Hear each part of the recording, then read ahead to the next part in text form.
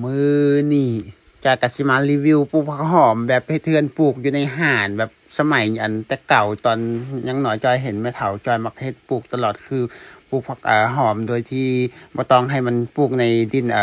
หย่างแบบนี้ก็ปลูกในดินโดยหรอกแต่ว่าปลูกในห่านนะทุกคนจะมื้อนี้จะกสิมารีวิวให้ทุกคนเบิ่งว่าการปลูกผักหอมแบบสมัยตอนพ่อทำแม่เฒ่ามักปลูกมันเขาเฮ็ดแนวใดมื้อนี้ก็คือจะมาปลูกให้ทุกคนเบิ่งเด้อซึ่งมื้อนี้ก็สิมาปลูกผักหอมแบบว่า ผักกาดก่ำด้วยทุกคนเพราะว่าผักกาดก่ำมัน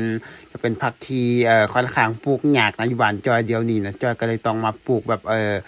แบบใส่ในหาให้ทุกคนเบิ่งเป็นจังไดก็เกี่ยมรับชมคลิปเต็มคลิปยามกันเลยเด้อเวลาเข้าไปมึงคลิปยามกันเลยสบายดีทุกคนมื้อนี้ก็คือจะมารีวิวเฮ็ดเทือนหอมปลูกผักหอมไว้กินเด้อก็คืออย่างแรกเลยจอยก่อนเฮ็ดเทือนหอมได้จอยก็ต้องไปเลาะหาตัดไหมก่อนทุกคนไหมที่จอยจะตัดก็คือจะเป็นไม้สร้างคือเก่าไหมที่เราปลูกเอาไว้ดิไหมนี่บ่แม่นไหมของจอยปลูกเด้จะเป็นไหมของแม่เฒ่าของจอยปลูกไว้ตั้งแต่ตอนจอยยังน้อยพุ่นแหละเห็นแม่เฒ่าเอามาปลูกเด้ทุกคนอันนี้ก็คือจะเป็นไม้สร้างเด้อเราก็ต้องมาหาตัดเอาไม้สร้างเพื่อไปตั้งเฮ็ดลักหรือว่าเฮ็ดอีหยังนู่นนี่นั่นหลายๆอันหลายแนวแหละ แล้วเป็นจังไดก็คือแบบต้องเบิ่งติดตามรับชมคลิปนี้ไปจนจบเด้อทุกคนคลิปนี้ก็จะบ่ยาวหลายอย่างประมาณ10นาทีแต่ว่าจะก็คือจะเฮ็ดไปทีละขั้นตอนตั้งแต่แรกจนจบก็คือจะเอาเวลาว่างทุกคนเพื่อมาตัดใหม่จอยจะตัดทุกๆมื้อแรงหลายๆมื้อเลยแหละกว่าสิแล้วเพราะว่าจอยตั้งใจเฮ็ดก็บ่เกินครึ่งมื้อน่าจะแล้วแต่ว่าอันนี้จอยมันแต่เวลาว่างก็คือเวลาพักผ่อนนั่นแหละพักผ่อนตอนใดก็คือเฮ็ดก็เฮ็ดเล็กๆน้อยๆอย่างแรกเขาก็ต้องมาเลาะหาตัดใหม่ก่อนมือแรกก็ต้องมาตัดใหม่แบบนี้แหละทุกคนจากตัดใดมาแล้วต่อมาก็ต้องมาแทกเอาประมาณเท่าใดเอา7เสามันสูงประมาณใดเพร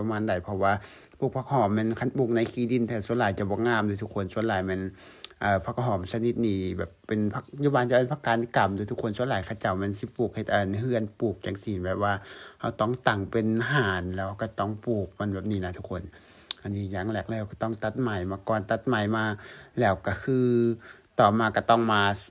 ตัดบ่องหูมันทุกคนเผื่อว่าสิเอาไม้แหน่ใส่เฮ็ดแบบเป็นเสาเด้ออันนี้ก็คือจะต้องบ่องหูก่อน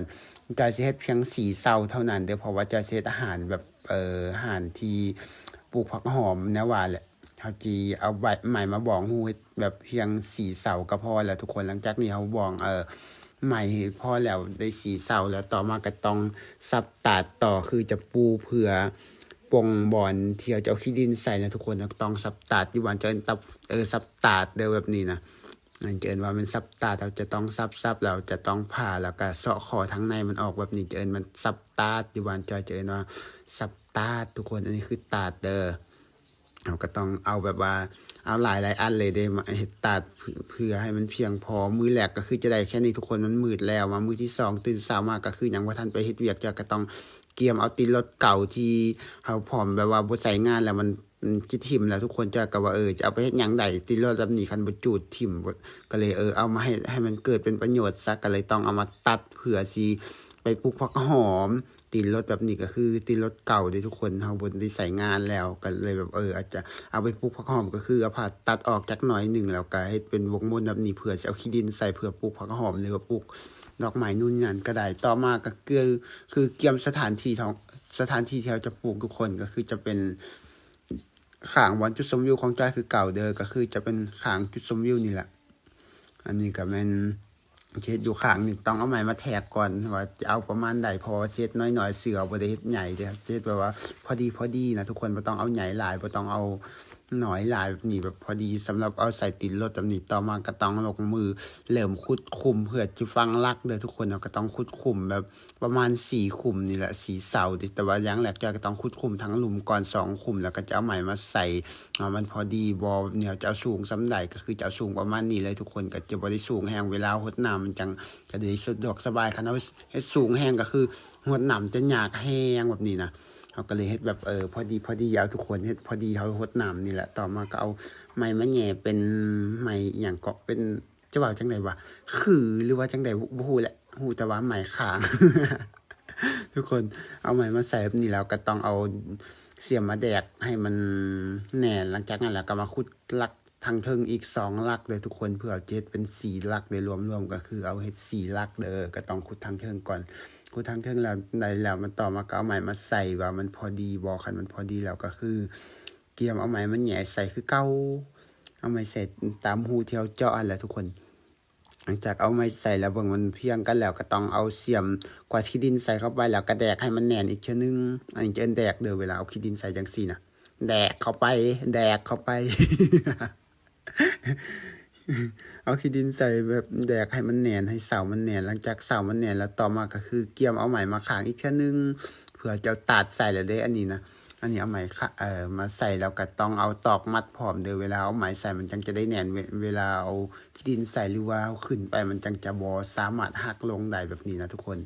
อันนี้ก็จะเอาไม้ไผ่หมดเลยไม่สร้างหมดเลยก็คือไม่สร้างที่จ้อยใส่ทางถึงจะเป็นไม่สร้างน้อยส่วนไม้ลักก็จะเป็นไม่สร้างใหญ่ไม่สร้างก็มีสองชนิดคือไม่สร้างน้อยแล้วก็ไม่สร้างใหญ่หรือว่าว่าไม่สร้างไผ่ก็ได้ไม่สร้างน้อยบางคนเกินไม่สร้างไผ่แต่บางคนเกินไม่สร้างน้อยคือยังเขาเกินไม่สร้างน้อยดิทุกคนเขาต้องเอาตอกมาให้มันแน่นแบบนี้แหละหลังจากตอกมามันแน่นแล้วต่อมาก็ตัดใส่เลยตัดใส่เข้าไปแบบนี้คือจังเฮ็ดอันลกไก่เลยทุกคนคล้ายๆกับเฮ็ดลกไก่เลยมื้อหน้าจะยังจะได้เฮ็ดลกไก่ให้เบิ่งอีกว่าเป็นจังไดเพราะว่าลกไก่เขาก็เก่าหมดแล้วจะต้องเฮ็ดใหม่นะอันนี้ยังแหละเขาก็ต้องเฮ็ดเฮือนผู้ผักหอมก่อนเพราะว่าเวลาถ่ายคลิปเขาก็บางอย่างเนี่ยก็ต้องใส่ผักหอมนี่คันบุ้ยผักหอมก็คือแต่งมันก็บ่แซ่บแบบนี้นะทุกคนบางอันเขาก็ต้องใส่ผักหอมอยู่แล้วนะก็ต้องแบบว่าต่างอาหารเพื่อพวกผักหอมก่อนอาหารเดียวก็สามารถขึ้นไปนอนได้คือกันได้ทุกคนแข็งแรงเลยบ่งจอยยัง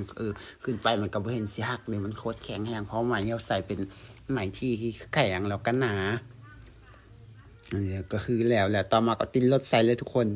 ติดรถเที่ยวเกียมมาเมื่อกี้นั่นแหละ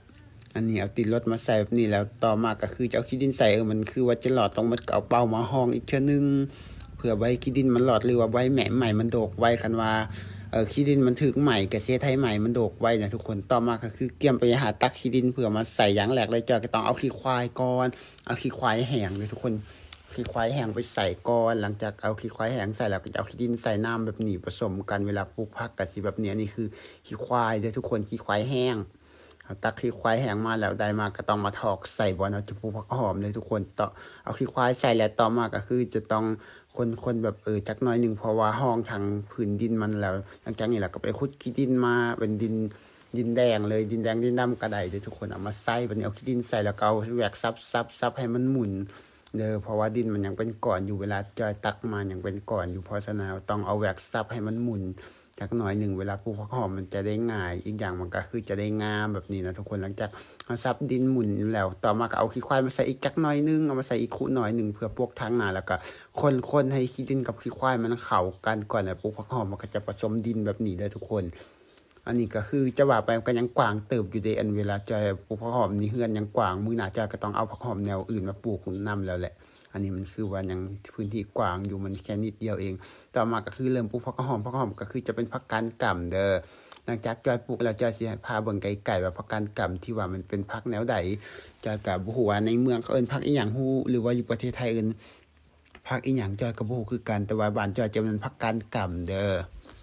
บ่แม่นผักหอมเปรย์บ่จักอยู่ในเมืองน่าจะเป็นผักหอมเปรย์บ่ฮู้จอยก็บ่ฮู้เด้ว่าเขาเอิ้นผักหอมอีหยังแต่ว่าอยู่บ้านเฮาเอิ้นผักกาดก่ำอันนี้ก็คือปลูกแล้วทุกคนตอนนี้ปลูกแล้วต่อมาก็ต้องเกี่ยมรดน้ำมันแบบนี้นะปลูกแล้วก็รดน้ำเลยปลูกมื้อเช้ามื้อแลงก็ได้ผักอันนี้มันคือปลูกง่ายทุกคนเพียงแต่ว่าเฮารดน้ำมันก็บ่ตุ้ยแล้วอันนี้หลังจากเขารดน้ำแล้วทุกคนต่อมาเอาก็คือสิพามาเบิ่งว่ามันอยู่มันเป็นผักแนวใดนี่ก็คือจะเป็นแบบนี้แต่ว่ามันบ่เห็น จะลืมถ่ายไกลๆทุกคนเบิ่งนะ แต่ก็บ่เป็นหยังยังมีถ่ายคลิปอยู่จะสิให้เบิ่งว่ามันเป็นจังไดนะทุกคน อันนี้ก็คืออยู่ข้างบนจุดชมวิวของเฮาเลยเด้อทุกคนหลังจากเขาปลูกผักหอมแล้วก็ต้องได้เอามุงหรือว่าเอาอีหยังมาปกเด้ทุกคนแต่ว่าจอยบ่มีมุงอีหยังจอยก็มีแห่เก่าที่เอาใส่แล้วมาปกเผื่อไว้ให้ตุ๊กไก่เข้าไปซับเด้หลายคนก็บอกว่าเป็นหยังจอยบ่ปลูกดอกไม้ใส่บอนที่ชมวิวกันแนวนี้แหละทุกคนบ่อยากปลูกเพราะว่าปลูกใส่ก็สิบ่งามบ่ได้ดังใจที่เราอยากได้เพราะว่าตุ๊กไก่สิเขียวหมด ย่านตุ๊กไก่สิเขียวหมดเด้เฮาปลูกแล้วก็ต้องเอาดางแห่มาปกจังซี่เพื่อไว้ให้ตุ๊กไก่มันเขียวนะเวลาปลูกอีหยังแบบนี้อยู่ในไก่กับเถียงนาก็ต้องปกจังซี่แหละคันถ้าบ่ปกตุ๊กไก่ตุ๊กเป็ดก็สิมาเขียวหรือว่ามันสิกินเมิดนั่นนี่นะทุกคนเราก็ต้องปกจังซี่หลังจากนี้ก็คือแล้วเรียบร้อยแท้ๆแล้วทุกคนก็คือแล้วแค่นี้อันนี้ก็คือจะเป็นการปลูกผักหอมของจอยเด้อจะเป็นผักหอมแบบที่ปลูกก็คือจะเป็นผักกาดกำเดี๋ยวสิพาไปเบิ่งไกลๆว่าเป็นจังได๋ผักกาดกำที่ว่าก็คือจะแบบนี้เลยทุกคนนี่ก็คือจะเป็น แบบนี้เดี๋ยวพักการกรรมนะบ่ฮู้ว่าบ้านทุกคนมีคือกันว่าพักการกรรมแล้วคลิปตัวนี้เจ้าก็สิได้ขอจบสำนี้แล้วเด้อแล้วพบกันใหม่คลิปหน้าเวลาก็ไปบ๊ายบาย